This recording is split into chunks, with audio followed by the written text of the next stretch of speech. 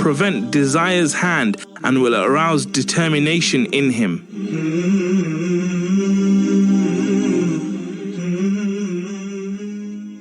I'm a Muslim. If there is something wrong with that, then I stand condemned. Allahu Akbar. Allahu Akbar. Allahu Akbar. Allahu Akbar.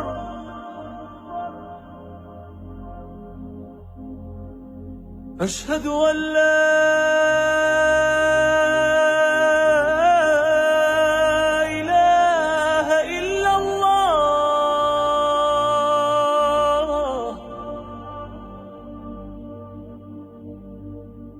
أشهد أن لا إله إلا الله. My religion is Islam. I believe in Allah. I believe in Muhammad as the apostle of Allah. I believe in brotherhood of all men.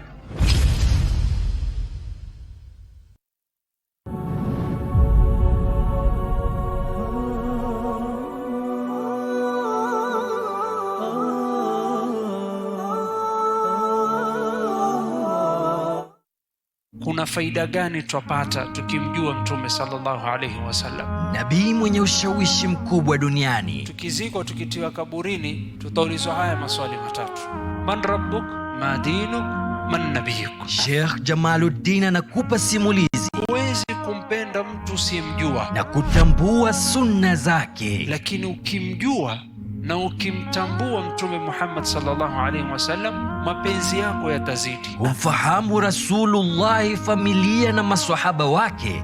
Tazama sira ya Mtume kila Jumatatu saa 1 jioni kwenye Horizon TV. Abu Najma with kids. We learn Quran.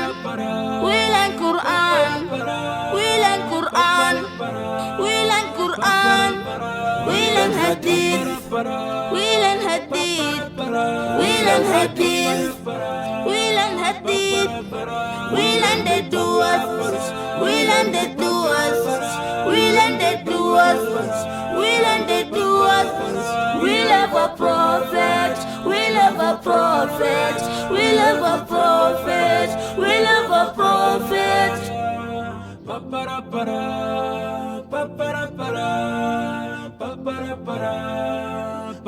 Abu Najma with kids. Abu Najma with kids. We learn Quran. We learn Quran. We learn Quran. We learn Quran. We learn hadith. Kiumbe dhaifu lakini jasiri. Alitunukiwa sura nzima, sura inayompa daraja yake inavyostahiki. Sharti ajigambe.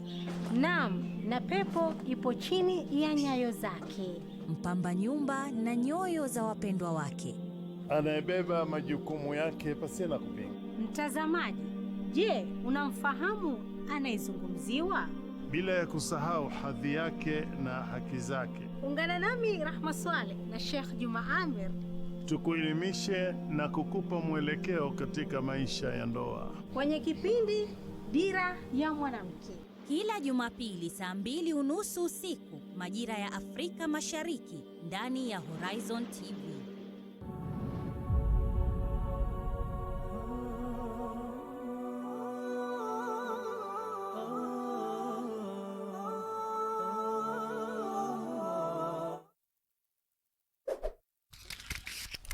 Question number 1. I am 25 years old woman and recently married. My husband wants me to quit my job and be strictly a housewife. Should I obey him? First of all, both of you must understand that it is very, very important for you to refer your matters to the Quran and Sunnah.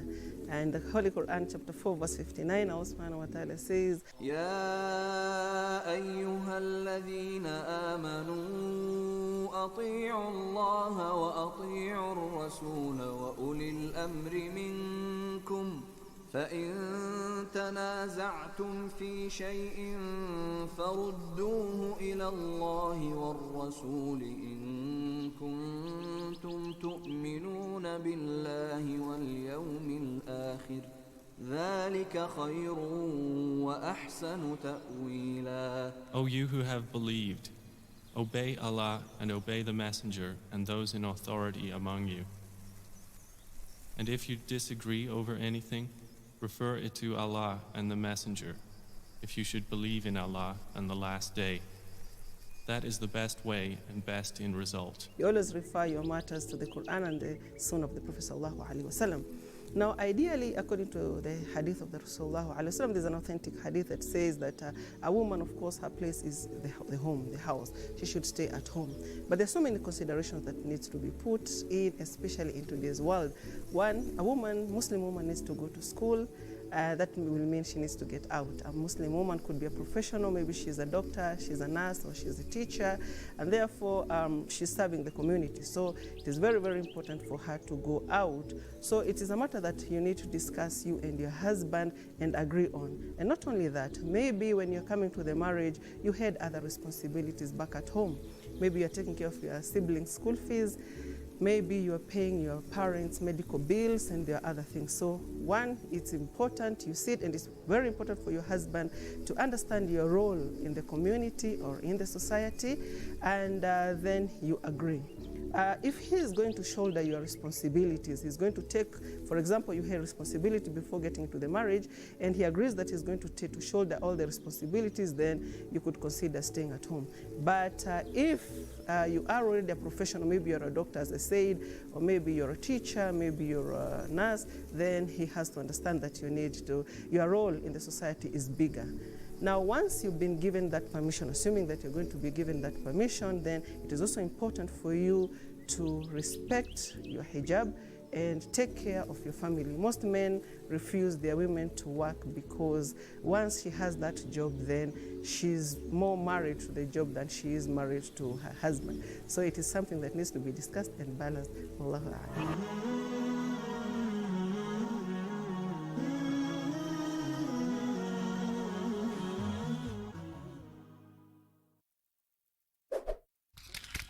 How much makeup should a woman put when she's going out?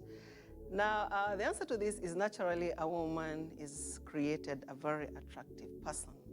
And if she avoids, exposing her beauty, the better. Again, I go back, that's the whole purpose of hijab.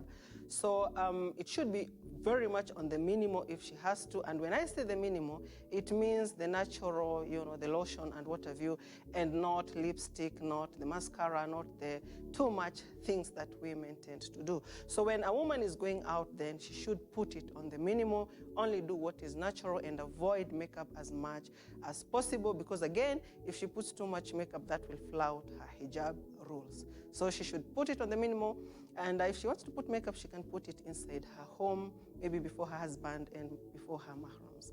Wallahu a'lam.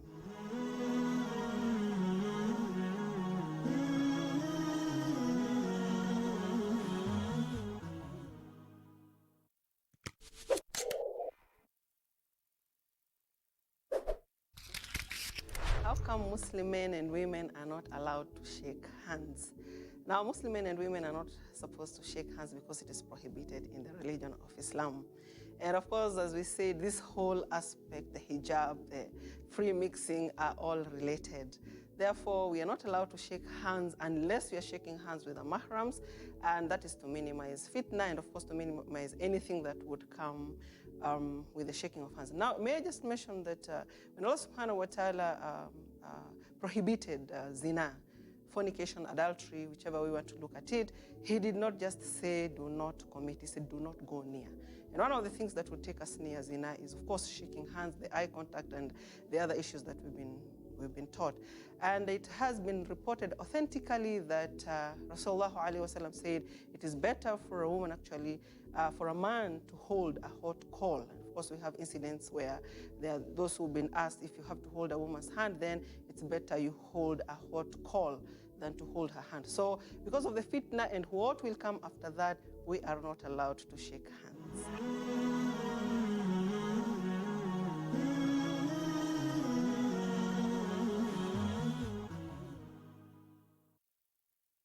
Quote of the day. Imam Muhammad bin Idris al-Shafi'i said, "To admonish your brother in private is to advise him and improve him."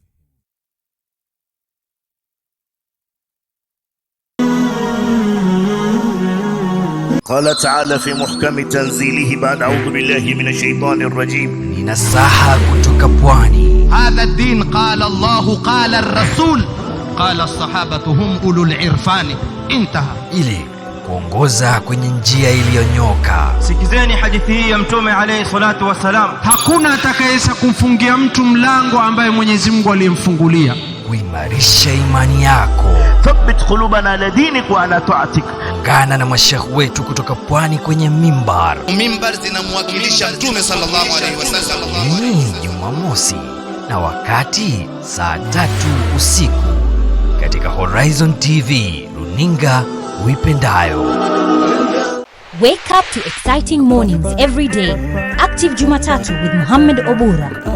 Tech Tuesday with Yusuf Farah. Wednesday, the special edition Business Chat with Ibtisam Jamal. All about your health on Healthy Thursdays with Mariam Mwacharo. Aisha Khan with thorny pertinent issues every Friday on the Round Table. Fresh discussions, direct probes in Sabah Show only on Horizon TV.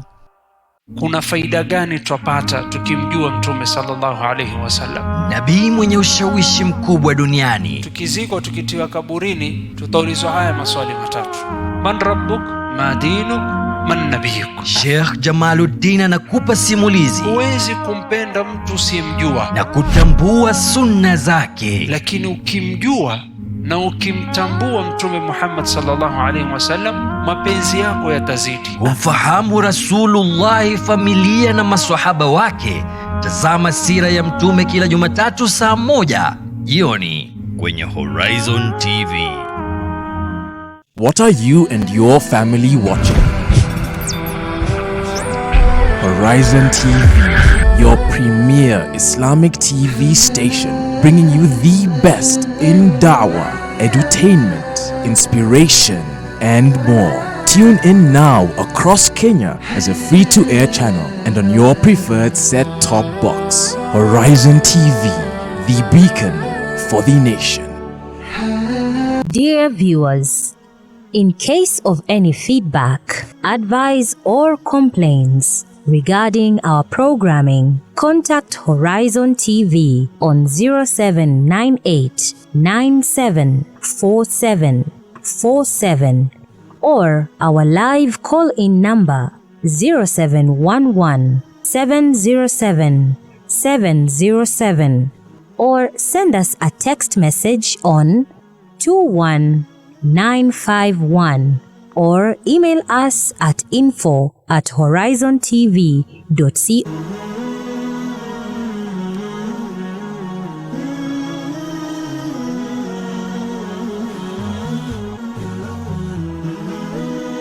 Horizon TV, the beacon for the nation.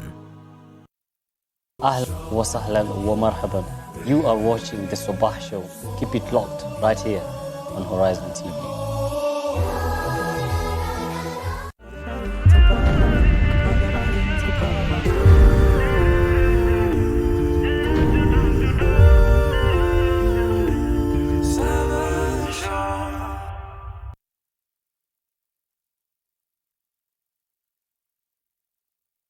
Dive into matters technology. Apologies for starting a little bit later, a little bit of a technical glitch right there, but we begin anyway. Now, as we spend more and more time snuggled up with our smartphones, laptops, anything that is technology related, a big question looms, and the question is, how is these technological devices bringing us closer together, or are they taking us further apart? And what are the adverse effects that they have as far as relationships are concerned, both at home and at the workplace? To understand this better, I have none other than Brian Mao from Centum Investments, who will make us understand this better on Tech Tuesday today. And remember, you can join in the conversation through our social media platforms, that is Facebook, Instagram and Twitter at Horizontv Kenya, and our SMS line, that is 21951. Brian, good morning, bro. How are you? Good morning. It's been a while since I last had you on my set. I mean, yeah, it's been a while. The set almost missed you.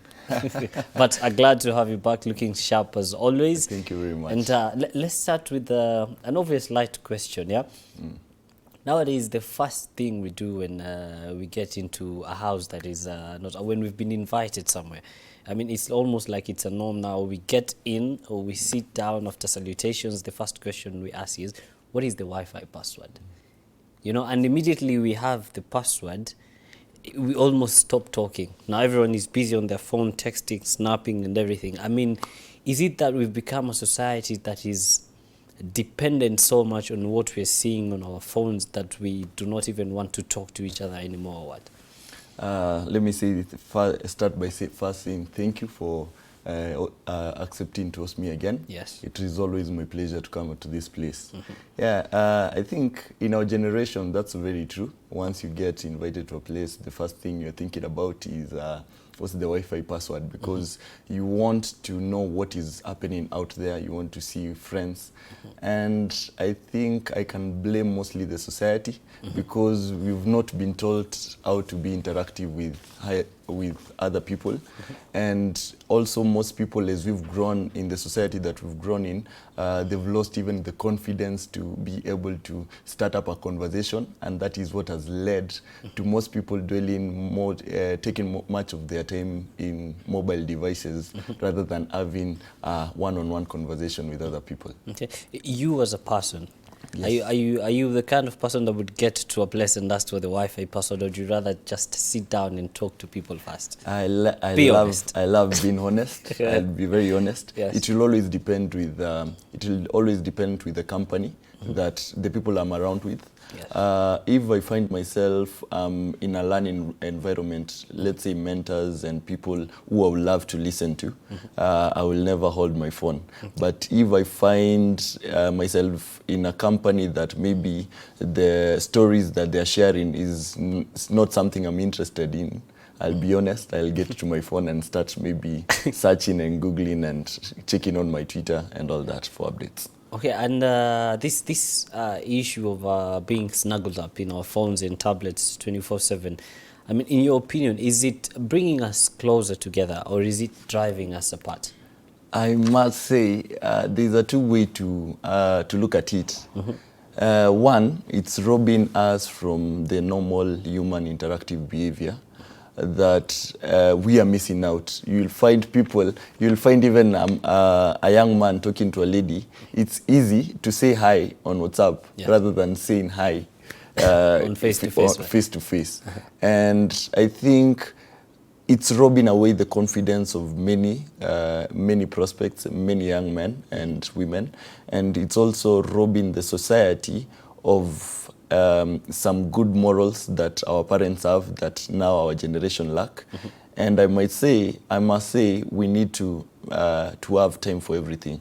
You need to set aside time for your phone. You need to set up time for you to develop the interpersonal relationship with other people. Okay, Yes. Let's talk about online interactions and facial value interactions.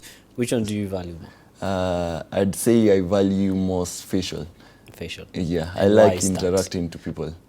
It makes me feel in place. It also enables me to learn different cultures, different behaviors of people.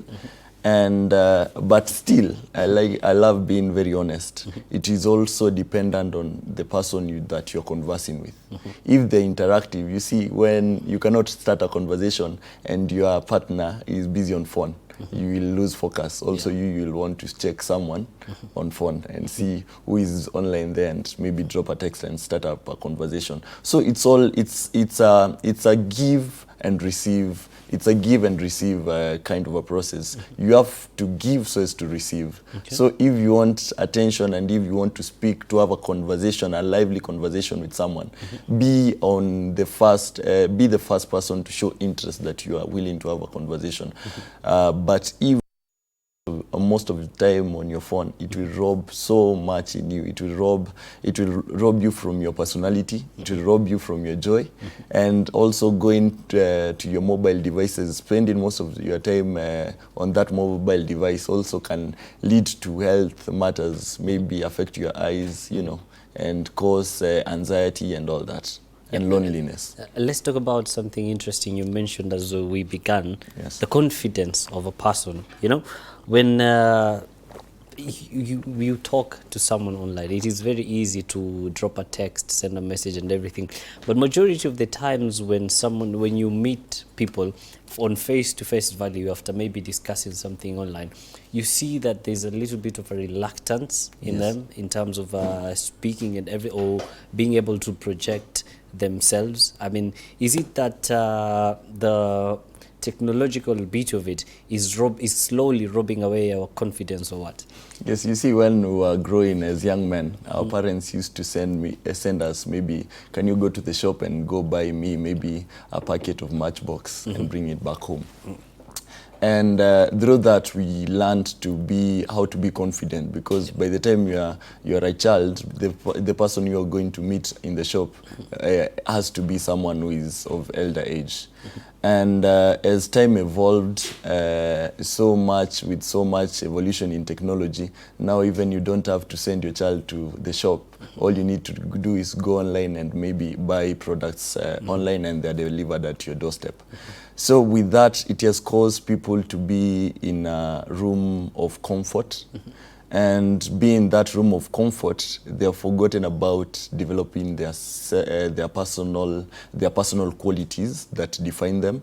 And as a result of that, it has robbed. It's not that they are not confident, but you see, confidence is something you build. You meet one person, you interact with them, and at the end of the conversation, you walk away feeling, wow, I had such a building conversation. Yeah. The next day you meet someone else, you converse with them, and through that is how you build your confidence. But if you spend most time on your mobile device, or maybe your tablet or your computer, you put your body in a place of loneliness. You're just lonely to your device. You tend to find much joy on your tablet or your mobile device rather than interacting with people. And through that, it's like this cup. Confidence is like this cup. Every time you draw from it, every time you drink tea from it, the level goes down and down and down. So every time you spend time on your phone, the level of your confidence goes down and down and down. It might not show up in a week or two, but in a couple of months, it will start showing. You'll find yourself someone who you could always say hi while you walk in the office. The next 3-4 months, you're not saying hi to them because you just feel, let me not just say hi to them, because no need of disrupting them. And that slowly is robbing away your confidence. And even in workplaces, most of the time people say it's easy to converse, like emails are the most effective ways of doing business. Just drop an email. Yeah. And especially to the young generation, it has put them in a level that if you want to converse to someone who is senior, just drop them an email, because they don't have time to see you. And that's why you'll find, even in boardrooms, you'll never find young men. You'll always find the elder guys and executive people in any business sitting at the boardroom. And at this level, they're conversing. But you as a young man, all you need to do is just to drop an email. So in future, this young man who has always been in the office sending emails, you put him in a position that he needs to have a discussion, open discussion with the CEO of maybe the group. You'll find that they're not able to express themselves because they have not been put in a level where they're able to interact with other people and participate in active conversations. And I'd say that is really robbing away the confidence of many people. It's something very deep. By the look of eyes, it might not make much sense, but if you have an in-depth thinking about it, you realize how much technology is robbing away the confidence of most young men and women. Speaking of robbing away confidence and everything, I'd like to draw your attention to something I call the family fabric. Yes. You know, nowadays you come into a house, maybe the firstborn is seated on that seat surfing. The mom is checking statuses online. The dad is busy maybe checking the family group. The last born is on an iPad playing a game or something. The maid is in the kitchen cooking, but she's also either playing some local music or something. These people don't talk at all. And then the lights, all of a sudden, by mishap, the lights go off. And then now after you switch on the lantern or something, is when now you guys actually sit and start talking like, oh, by the way, how is school and everything? And I saw this joke that was once posted online, and it really caught my attention because there was a lot of seriousness behind it, as much as it was a joke, because the joke read, the lights went off and I finally got a chance to speak to my family. They seem like nice people. I mean, does it mean that it has to come down to a place where either Wi-Fi is not there or electricity is not there? Speak, and what effects does this really have on the family fabric? I'd say first, family is the roots of any successful society. Kenya is only a nation because it's made up of so many families that unite together, become community and society, and a nation. And it's true. You see, any vice, like maybe spending most of your time on phone, it starts as a personal thing. And once it starts as a personal thing, it affects you personally, as we mentioned, maybe confidence. And then with that, it starts also affecting the people around you, because you'll find you're not willing to converse with people. You're not willing. I like the back in the days while we were still young, in the late 90s, our teachers used to give us homework. And we went back home and started doing the homework. And whenever we got stuck somewhere, it could be very easy to get to our parents and ask them, Dad or Mom, I've been stuck here, can you help me? And it becomes very interactive, and they teach you on how to do it. But nowadays, look at it. Children get homework, they get home. Once they are stuck, Google is their friend. So that also cuts now that relationship where between a son or a daughter with the parents. And as you mentioned, it's true that even when our parents get at home, you would be very surprised, because maybe 8 they spend their time on a permanent job that demands them to be at workplace from 8 to 5. Right after that, they've spent an entire day at work, and they need also to catch up with friends. I'm sure you have friends. So the best time to catch up with friends and maybe to also view, and for example, even WhatsApp, it's they are evolving every day. We've now have the WhatsApp status. You'll find even parents now, that's the time they start seeing, having a check what is happening on other people's life. And you find they don't know. They don't know because they lack one thing, and that one thing that we all lack is discipline. You see, discipline is a key, is something key that evolved in so many things. You need to discipline your eating habits. You need to discipline your dressing. You need to discipline so many things, including discipline your interaction with your mobile device or with any technology. And once you discipline with that, you'll be able now to interact. You just put a limit. Like I like our family setup, being brought by a very harsh father. He says every time you get, anytime Brian, you've come to visit us, it's time for me and you to have a conversation. So put your phone aside, let's have a conversation. We're surely hoping we can have fathers like those of Brian Moore right there telling us, when you come home, it is time for you and your father, so you put your phones away. That is the problem statement. We're going to take a quick short break, but when we come back, we try to check on the possible solutions. And you can join in the conversation through our Facebook, Instagram, and Twitter handles, that is Horizontv Kenya, or our SMS line, that is 21951. Don't go too far. This is Tech Tuesday. Ahlan wa sahlan wa marhaban. You are watching the Sabah Show. Keep it locked right here on Horizon TV.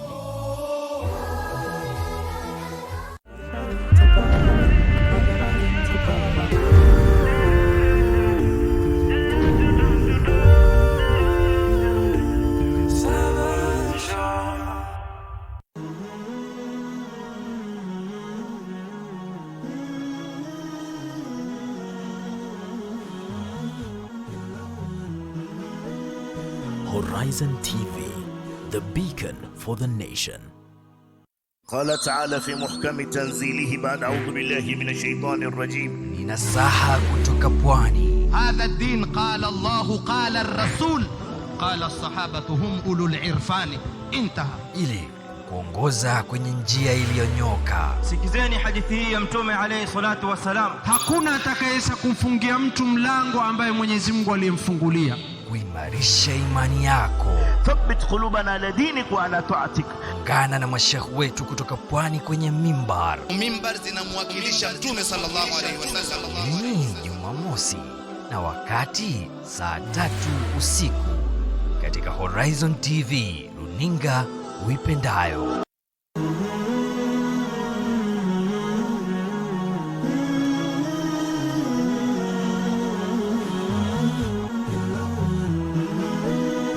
Horizon TV, the beacon for the nation.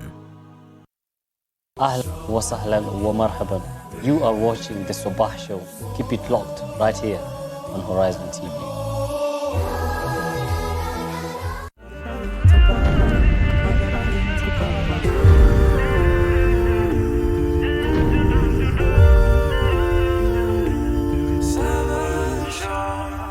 Ahlan wa sahlan wa marhaba. Welcome to the second segment of Tech Tuesday with me, your host Yusuf Farah, with Brian Moore of Centum Investments in studio with me today. Now, we're still talking about mending relationships as far as technology is concerned. Now, Brian, let's talk about the distance factor. You know, in the wake of technology, the world has become a global village, and it's easy to discuss things. We can talk to people from faraway places. But as far as other relationships are concerned, there's the argument of out of sight, out of mind. I mean, what is your opinion on this, and how is it that we can be able to mend relationships even with people that are far away from us but are still important to us? That's very true. Actually, I think I've had a couple of challenges experiencing helping out some guys to handle their long distance relationship. You find people went to the same primary school, they became good friends, they miraculously went to the same high school, still became good friends, and they always met, even if they didn't go to the same high school, during holidays, they had the opportunity to meet and catch up. But as they furthered their studies, you find out others went abroad to further their studies, others remained here in the country. And through that, yes, we have to give credit to technology because it has made our world just like you are able to converse with anyone, anytime, not being affected by their geographical locations. And it's true, there is still a way, off-site, there's a statement that you said off-site. Out of sight, out of mind. Yes, out of sight, out of mind. Yeah. But thanks to technology, because as we evolve now, our mobile devices, our tablets, our laptops, they all have the web cameras. You are able to have a conversation with people no matter wherever they are, just and see them on your mobile device or your laptop. You can either Skype them, you can either have FaceTime with them, or even have a WhatsApp video call and converse to them. So still there, let's be honest, let's put, there's no challenge in that. It's all about a matter of perception of the mind. Okay. I don't believe that distance should ruin our relationship. Even if as a child you go and work abroad and your parents are left here, I'm sure you're earning enough. So buy a good mobile device or a laptop for your parents and make sure they are connected to the internet. And always spend time, maybe once or twice in a week. Have a lengthy conversation with them. Let them just see you. As long as you see, I'm sure everyone enjoys watching the television. Yeah. So if everyone enjoys watching the television, how much more will they enjoy conversing with someone and interacting with them on a mobile device? Okay. Yeah. Very interesting right there. Let's keep playing the devil's advocate for a second right there. Yes. Let me draw your attention to something we call online communities. Yes. You know, when we're interacting with people online, we find people who are likely minded like us. Yes. And then we form these little communities, like the WhatsApp groups and stuff. And we discuss things there. We're able to interact with people of other communities as well. How important is it, or how important is the role that technology has played in educating us of not only the communities that we are in, but other communities? We're learning the different diversities and stuff. I was once told, once you cannot afford to travel, either read books or watch it on television.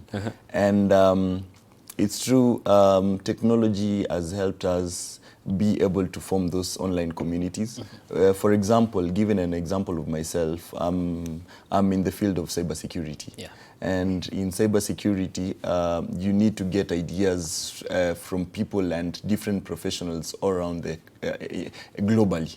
So you might not be able to afford to travel to where they are, but you might be able to meet them through maybe LinkedIn, through maybe Facebook, through maybe WhatsApp, and even get their numbers and form a good online community. And I think as we are able to come together, minding that we are cutting the cost of traveling, we are cutting the cost of even spending a lot of time traveling to that. Every time technology helps us compensate on something, we should add more value. Yeah. So we have an opportunity to add more value. It's an amazing experience that we cannot ignore, that having those online communities, we should always add value because they're saving us a lot of time and a lot of cost. You can reinvest that time somewhere else, that sum of money somewhere else. Okay. Yeah. Now let's move on to the workplace, in an office setup. You're a CEO of an organization, and I'm not a CEO of an organization. I lead a department. You lead a department. Okay, department division. Leader in the at Centum, Centum Investment. Yeah. Now, in the office setup. How has technology either helped to bring together the people that you work with, or to put them apart, as far as using the technological devices that are available in the office is concerned? I think I must give credit to technology, but because it has been able to break the barrier of time, at least me and my team, we are able to work irrespective of our locations or where we are able to converse and update each other effectively and real time. We don't need to be in the same place. Like just a few minutes before the interview started, I was having a chat with one of my directors, and you see, I'm here, I'm still working, and he's in the office, he's working, and I'm sure even they're watching. So it helps us. It has helped us to, irrespective of where we are or what we're engaging in, we are able to communicate, we are able to work. And you see, communication is key for any successful organization. any successful society, communication is key. And that's why I think we are having also this conversation that technology, let's not allow technology rob away our communication skills, but be just supplement us to be able to converse. Because you see, these are the pluses, these are the merits of having technology. It's enabling us to put into effect communication. Yes. Still in the office, you see, let's talk about how you handle pressure as a team leader, and how your members of your team also handle the pressure, because now you're put in a situation where electricity is there, the machines are there, you have internet connectivity and everything, and then there is this pressure of, I need to deliver this on time and I need to put it in the most efficient of manner.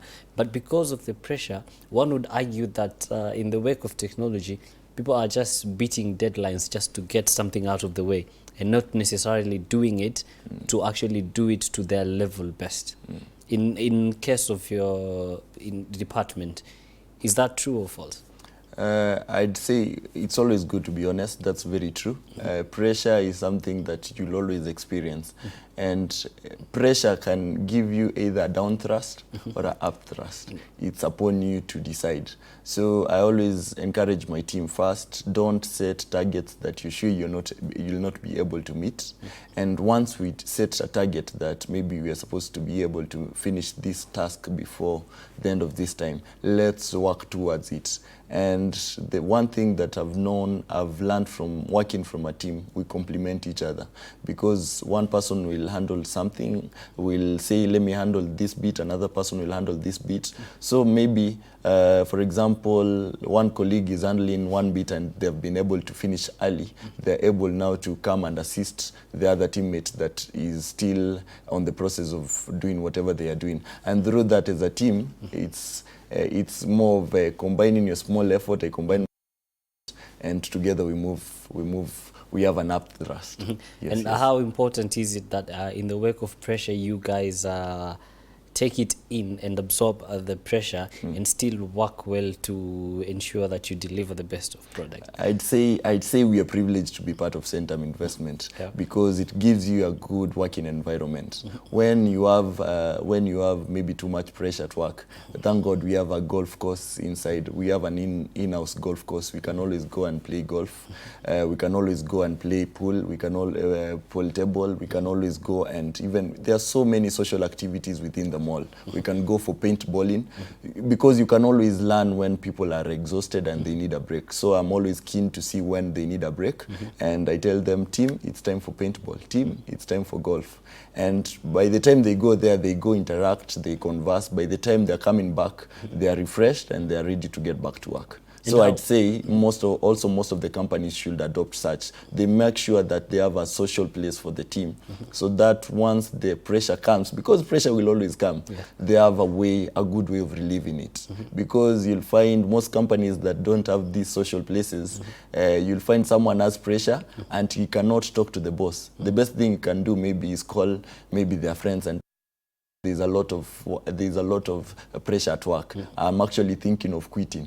And these friends, of course, they will not advise them in the right way. They'll tell them, if you feel the pressure is too much, as a sign of pity, just quit. Two months later, the person who quit their job is somewhere now stressed, and that is because of poor decision making, which was a result of poor engagement between them and their bosses. So it's always good to have an interactive social place where your teammates can go and have fun, and just to make sure there is a balance in the pressure.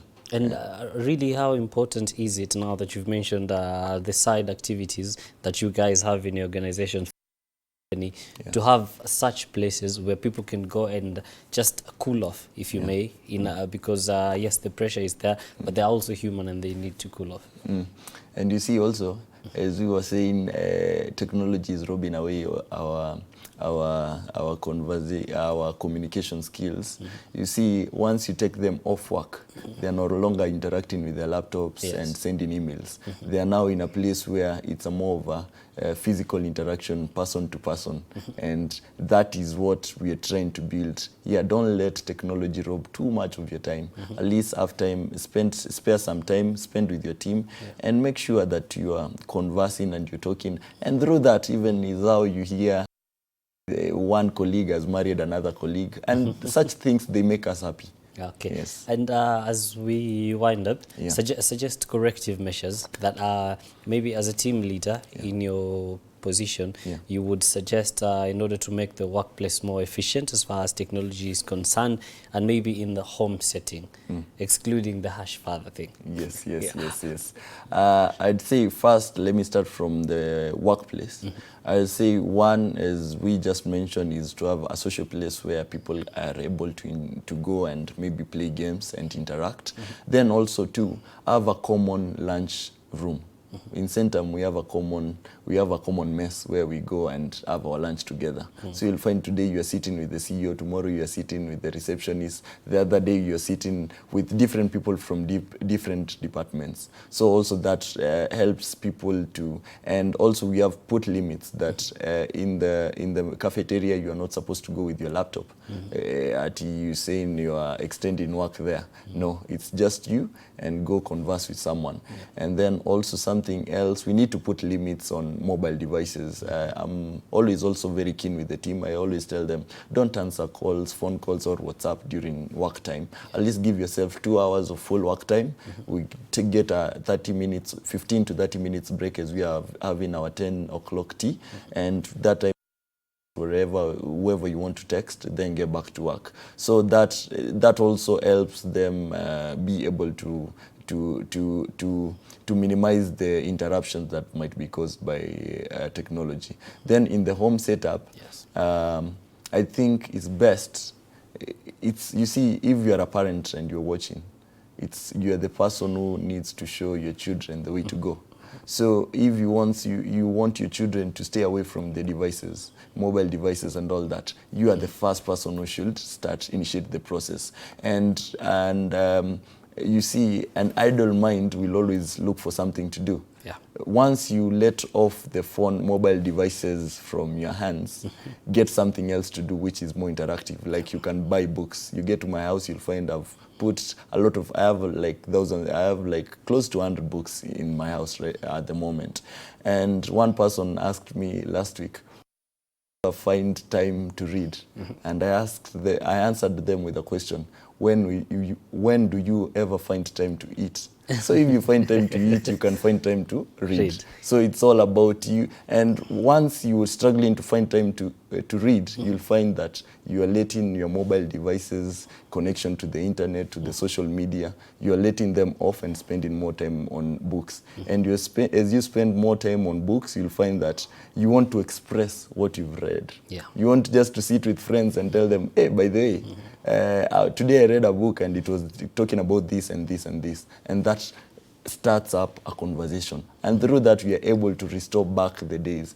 Go to town now, you'll find there are some joints, you'll always find people talking about newspapers. The reason why they're interactive and talking about what they have read in the newspaper is because they chose to read. And that's why they're having a lively conversation.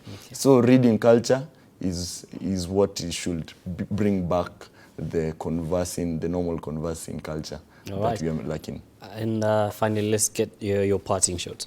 My parting shot is if you don't have time to read, you'll start stinking. If you don't have time to read? You'll start stinking. You'll start stinking? Yes. How? Well, that is a conversation for another day. That's a conversation for another day. The ways of the... All right. Brian Amal right there leaving us with a very intriguing saying that if you don't start reading, you'll start stinking. That right there brings us to the end of our Sabah Show today. So credits to the whole team that was in here with me in studio today. That is Sumaya, my sister, and my brother Hassan Idris, my producer of the day, Muhammad Obura, my sound engineer Nasir, and my sister Saida Aboud. Now, Brian, as always, as we finish, you know how we do.